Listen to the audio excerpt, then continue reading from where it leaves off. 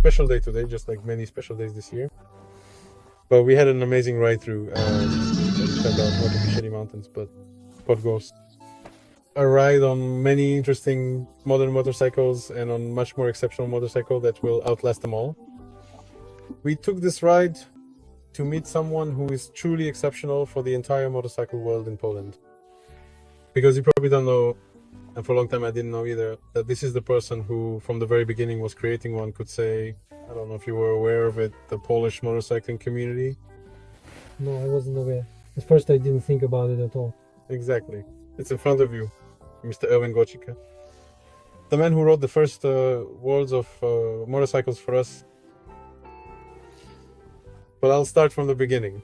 Maybe because that's how our conversations go, everyone has to say how it all started for them with motorcycling and why they even began riding motorcycles at all. I think the beginning was when my dad bought a Junak and used to take me to kindergarten on it. And that was a time before 1966 when you didn't have to wear helmets yet. I remember my experience with my dad, and I remember the wind in my hair. Really, and that was something. Later there was a break, but motorcycles had already taken root somewhere deep in my mind. And in 1976, friends used to visit my sister, just dropping by motorcyclists from Szolibors in Warsaw, and they rode some really fine motorcycles. One of them was BSA Gold Star, the other motorcycle. That was indeed a Triton, which specifically means an Norton frame with a Triumph engine. And through this connection with my sister, I got the chance to I had the great pleasure of going to my first big motorcycle event as a passenger on the Triton to Poniatowa near Lublin. That was in 1976. That's how it all started. That was the beginning of my more active motorcycle adventure. Later, my first motorcycle was a WSK, bought somewhere in Praga. I remember that. I pushed it all the way to Żoliborz. The odometer showed 11 kilometers. We didn't get it to start, so my friend got on. I pushed, and it turned out the throttle was stuck in the open position. So when the motorcycle finally started, it immediately shot forward, hit a wall, the suspension got bent. So I had that motorcycle for exactly as long as I was pushing it. There, where Praga is, to home, and then another 10 minutes attempts to start it, and basically that was it. It never actually ran. Then came my first Junak. Today people would call it a custom, some attempts at modifying the motorcycle. We were poor, we had nothing to ride. When Gołąb, the so-called one from Żoliborz, Piotrek Gołębiowski, when we found out he had a Honda 750, we worshipped him and that motorcycle like some kind of deity. Those were the times. So there was a Junak with a speedometer dial painted to show a higher speed than it could actually reach. We were simply looking for opportunities to ride something a bit better, but it was a slow process. Later the Euro came along, and the Euro was basically the first motorcycle on which I traveled a lot, although I did ride across Poland twice on the Junak as well. I did indeed travel extensively across the beautiful country of Poland, but on the Webastural motorcycle I rode a significantly greater distance and for a much longer period. It was in fact around the specific time of my extensive travels with the Euro that I truly started to feel a profound and growing attraction towards classic and vintage vehicles of all kinds. And then the MK appeared, the M72 with a sidecar.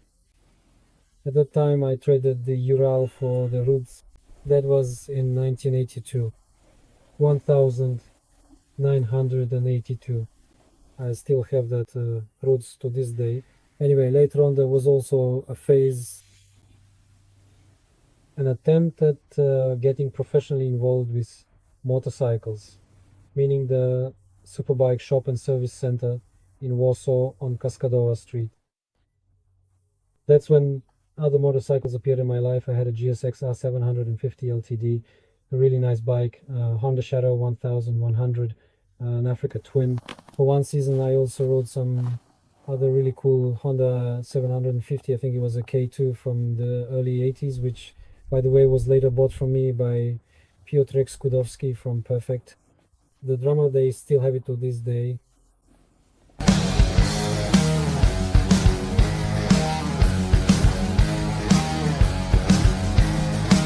Stands attention. There were also some other bikes, many different motorcycles, but vintage bikes were always the foundation for me. So it wasn't that there weren't any in Poland, it's just that they were motorcycles. It's like the old foreign ones that came over. The point was for them to be as authentic as possible. I mean, I don't know, a lot of it was just circumstance, because I could never really afford to buy exactly what I wanted. Only if a motorcycle came within my reach and I could afford to buy it, I would try to buy it. Actually, I think I bought all my motorcycles with borrowed money. Borrowed. Then I had to pay it back. I never had any cash set aside. Same goes for this one. I borrowed money from my sister for this Junak as well. That's how it was. But somehow my persistence always made it possible to get it. I'm laughing because it's exactly the same for me. First, the motorcycle appears, you have to have it, and only then do you start thinking about what comes next. Yeah, somehow it works out. Those motorcycles are there, the debts somehow go away, and the motorcycles stay. Yeah.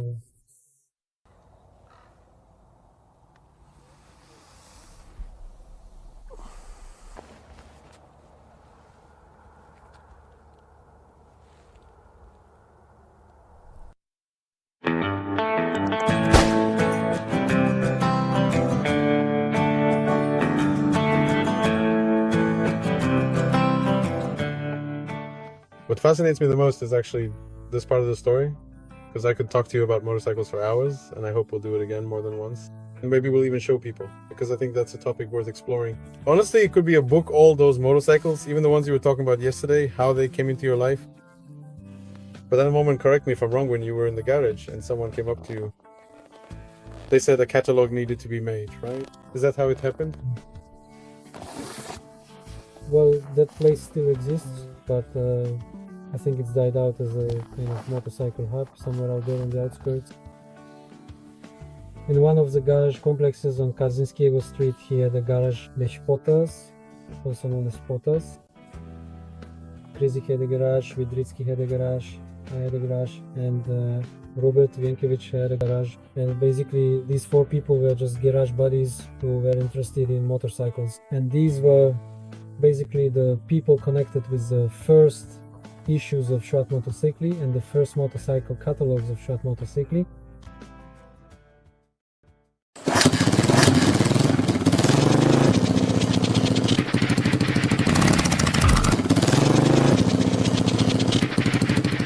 But it all started because someone specifically, Waciło Pożar, he was the owner of the Prego publishing house, which was the first publisher of Świat Motocykli. The motorcycle catalog, the catalog of Świat Motocykli, Wasek published the first Świat Motocykli catalog. I think it was 91, am I right?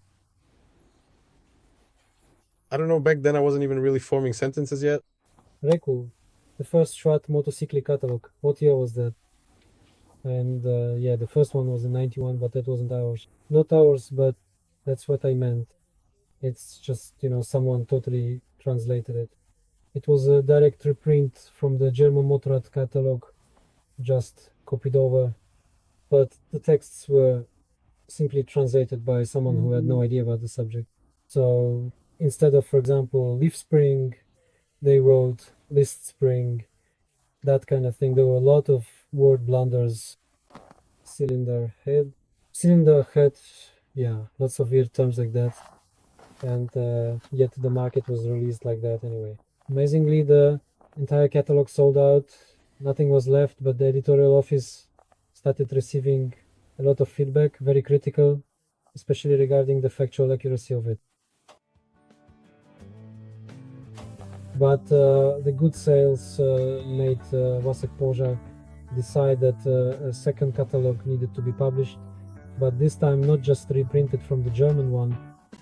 Instead, he wanted to publish his own, and For that purpose, he went to the automobilists Polski Warsaw, that's what it was called, still on now is Świat, looking for someone who knew about motorcycles, and someone told him that they supposedly knew about it.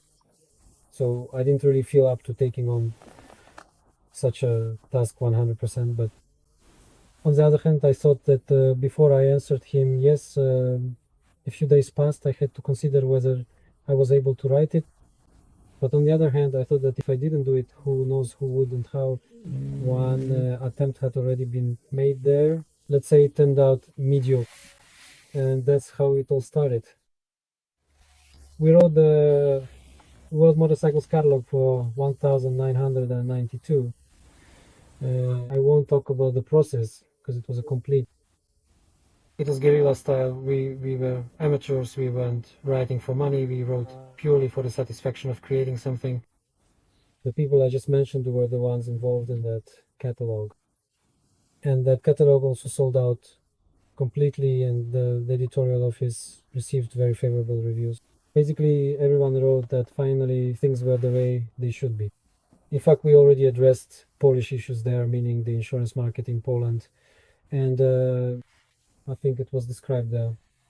The Soko 1000, mine actually was compared to the four-cylinder Indian, just to introduce some Polish elements. There was also some analysis of the motorcycle market in Poland, I think. So we had already started thinking about Polish motorcycles and more about Polish motorcyclists. And at some point, I think it was actually 92, yes. Wacek Pożar asked if we didn't think, because the sales were quite good, that this catalog made him very optimistic. Why not make it a quarterly since it's doing so well? The annual edition is selling. When we heard quarterly, we said, why quarterly? Why not a monthly? There probably wouldn't be any problem with sales. And so the decision was made maybe after that conversation, maybe 2 or 3 weeks later. I remember we didn't have to wait long. Wasa came and said himself, we're making it a monthly. And that's how I was sort of pulled from the catalog into the monthly magazine, Świat Motocykli. And the name itself? Oh, the name, that was also an interesting thing because we wanted to start with the name of the motorcycle. It turned out that the name was trademarked. Because once upon a time there was a motorcycle. There was a motorcycle, but they weren't issuing them yet. We have already started spending money. The motorcycle wasn't there yet. Jurek Szymański, deceased. Yes. But the name motorcycle turned out to be registered as Motorrad in all European languages as a sure strategy. Getting started. Yes. Some kind of professional work. Well, anyway, the first attempt was on motorcycles. It turned out that the name was trademarked later. I remember a discussion about the name Swiat. Someone suggested Świat Motocykli, word of the motorcycle. We invited the Polish philology professional to consider this and help us decide on the name. And she started to explain that Świat Motocykli would refer to a specific work, so such a name couldn't be used. But if we wanted something similar, then Świat Motocykli would be linguistically correct. A very proper name, and that's how it stayed. And the first issue? How did that come about? Because you probably weren't sitting in an editorial office. You said that most people work from home. Yes, that's right. No, in the editorial office. Work in the editorial office was mostly for the catalogs. At the beginning, because Wacek would bring us materials we had to use together. So it was easier to meet at the editorial office on Pankiewicz Street in Warsaw. It was easier to get together there. But when it came to writing for Świat Motocykli, work was done at home. Everyone had their own individual task to complete, to prepare a text or a section, and that's what we did.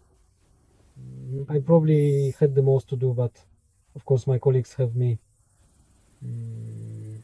It was all completely intuitive. We didn't really have an idea for a good layout or a logical structure.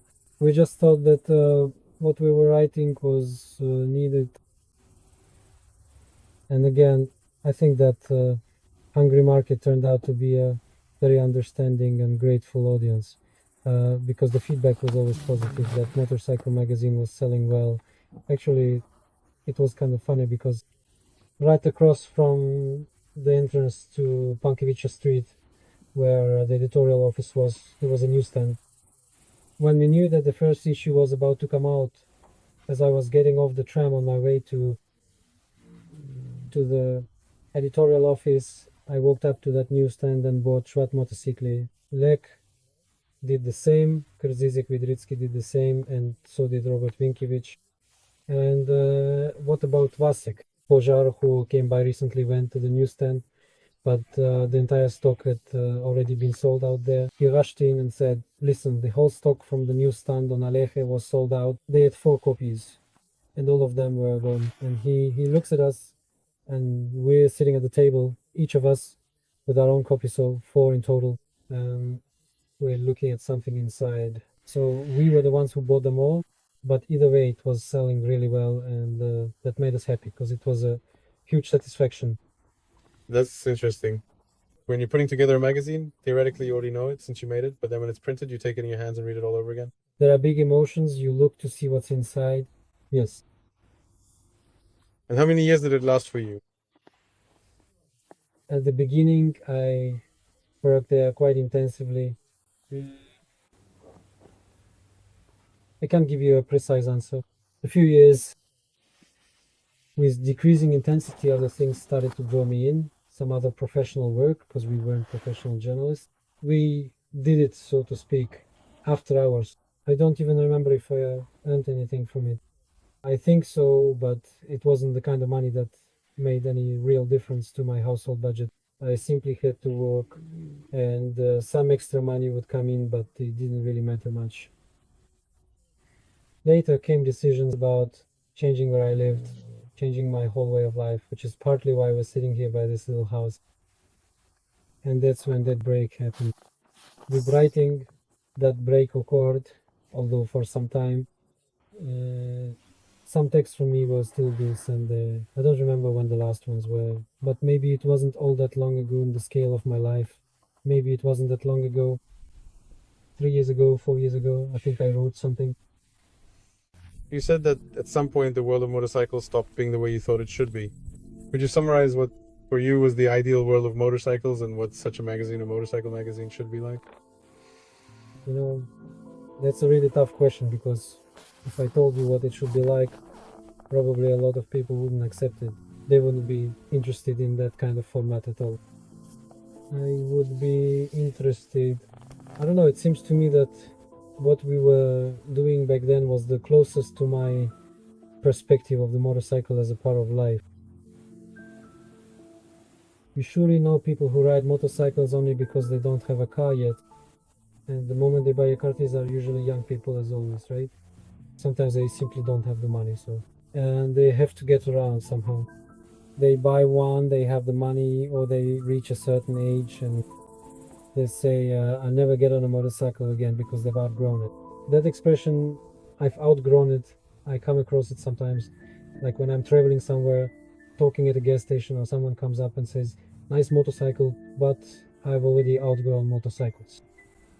That kind of attitude. So for sure, a magazine shouldn't be made for people who are about to outgrow motorcycles. They're not the target audience at all, and they shouldn't be. Unless, of course, we treat the magazine as a source of information for a potential customer, then yes, but that's a different topic we're talking about now. For me, the motorcycle has become a part of my life.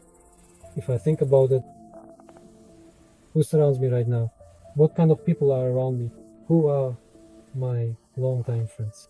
The kind who will probably come to my funeral, will meet up regularly, maybe I'll go to their funeral. Anyway, that's probably 3 people. The 4th would be motorcycle related names. People who decided to stay in touch because we ride motorcycles together from time to time, we meet up somewhere. And the remaining quarter, those will be people from some of my other passions, from skiing or from mountain running or from whatever else I do. Anyway, in this way, the motorcycle and everything surrounding it becomes a significant part of my life, basically a fundamental one. regardless of what I choose to do professionally, my life is much broader and more encompassing than just my work or career. What should this magazine be like? I have nothing to say. Back when we were starting out, the texts I wrote were ones that really stirred up my emotions, and they were either stories I had experienced myself or ones my friends had gone through. Even yesterday, while talking, maybe there weren't that many motorcycle stories, but if we had said a bit longer, some funny ones and others more tragic would have come up, right?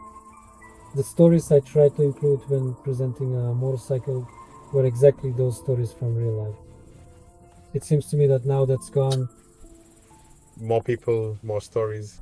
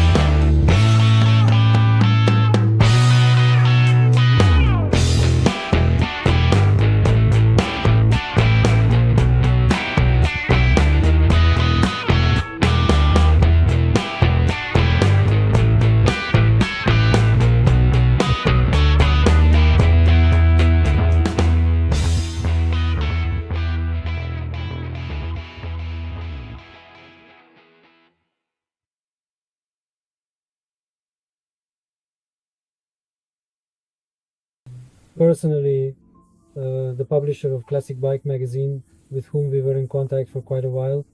In any case, he also thoroughly explained to me in detail how various motorcycle magazines typically look and are structured.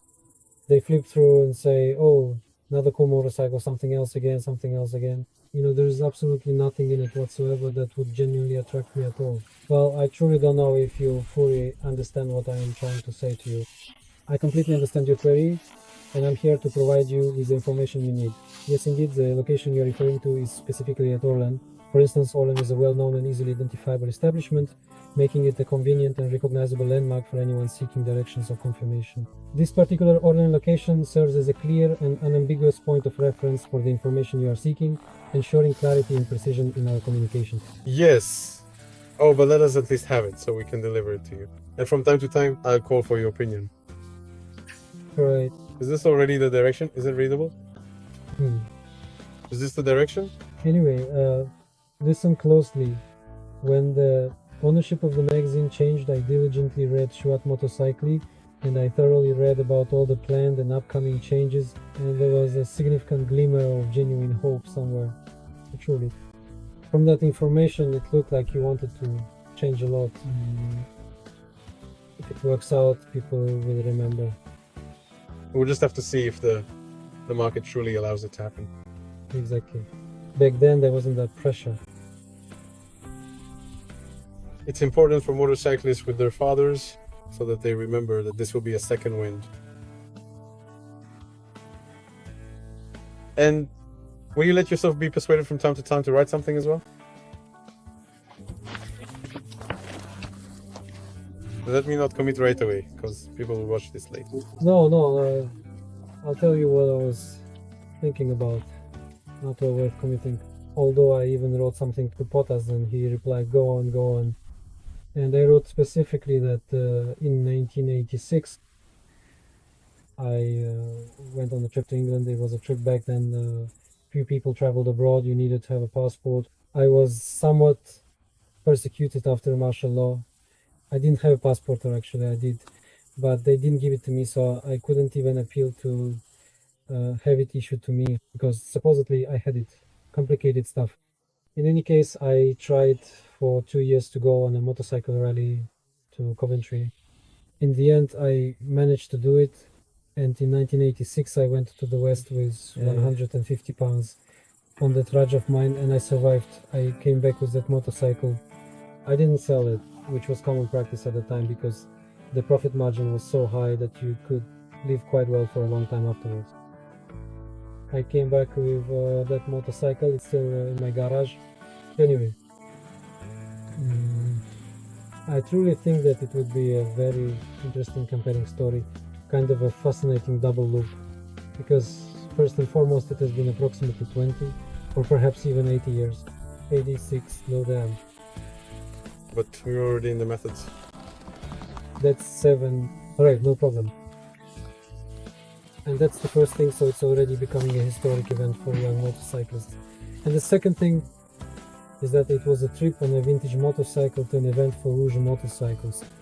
And I think I could describe it in an interesting way. There's some kind of double temporal overlap happening here, but maybe this story has never been described anywhere. And after the rally itself, we toured the island with just Cox. Besides, that file is in his memory.